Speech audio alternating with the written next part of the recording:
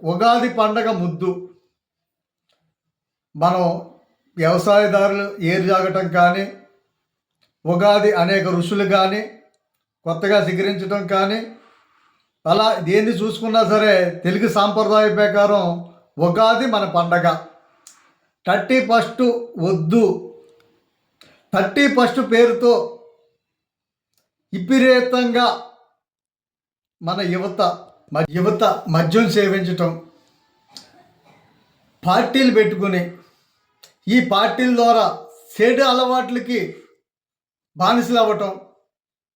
మరి ఎవరో ఊళ్ళో ఒక పెద్ద మనిషి కాకేసి ఊళ్ళో ఉన్నటువంటి ఒక 50 మందినో 10 మందినో తన మకాం దగ్గర పార్టీలు పెట్టడం, దాని ద్వారా అలవాటు లేని వాళ్ళు కూడా కొంతమంది పిలవటం, వీళ్ళని చూసి ఈరోజు 31 కదా, ఈ సంవత్సరంలో ఆఖరి రోజు, ఈ రోజు తాగితే ఏమవటం అంటాం.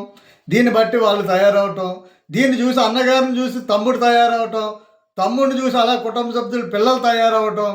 ఇది ఒక వ్యసనం కింద తయారయ్యి మన తెలుగువారు మధ్యతరగతి కుటుంబాల్లో ఉన్నటువంటి వారు, మరి ముఖ్యంగా కూలి పనుల మీద ఆధారపడినటువంటి పేదవారు ఇలాగ వాళ్ళకి గురవుతున్నారు. మరి ధనవంతులు అంటే వాళ్ళు వేరే విషయం, వాళ్ళకి చెప్పడానికి వయసు స్తోమత నాకు సరిపోదు. మరి ముఖ్యంగా యువత, స్టూడెంటు, పిల్లలు ఈ మద్యానికి బానిస అవ్వకుండా జనవరి 1 31 అనే రోజు ఇంట్లో కుటుంబ సభ్యులతో, ఫ్యామిలీతో, పిల్లలతో ఆనందంగా గడపాలని, మరి ఇక్కడ ఏదైతే మనం తిందాం అనుకున్నామో దాన్నే ఇంటికి తీసుకెళ్ళి కుటుంబ సభ్యులంతా ఇంట్లో వండుకొని తింటే ఆరోగ్యానికి ఆరోగ్యం ఉంటుంది, డబ్బులకు డబ్బులు ఉంటాయి.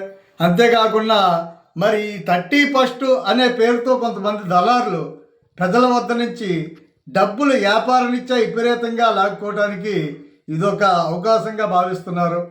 మరి యువత ఎవరైతే ఉన్నారో ఈ 31 రోజు సాయంత్రం మినిమం 5-6 గంటలకల్లా ఎవరింటికి వాళ్ళు చేరుకుని ఇంట్లో కుటుంబ సభ్యులంతా సక్రమంగా జరిపించుకుంటే అందరికీ మంచిదని, ఒక్కసారి మన కుటుంబాల గురించి ఆలోచించి, మరి మనం పాడైపోతే మనం చూసి వాళ్ళు ఎవరు ఉండరు, రోడ్డు మీద తిరిగితే ఆహా ఓహో ఎవరైనా అంటారు. మరి ఇప్పటికే మన రాష్ట్ర ప్రభుత్వాలు 31 దృష్టిలో పెట్టుకుని అనేక భద్రతలు ఏర్పాటు చేయడం జరుగుతుంది. మరి మా జగ్గంపేటలో చూసుకున్నట్లయితే ప్రత్యేక బృందాలు కూడా తీసుకొచ్చి ఇక్కడ పెట్టడం జరుగుతుంది.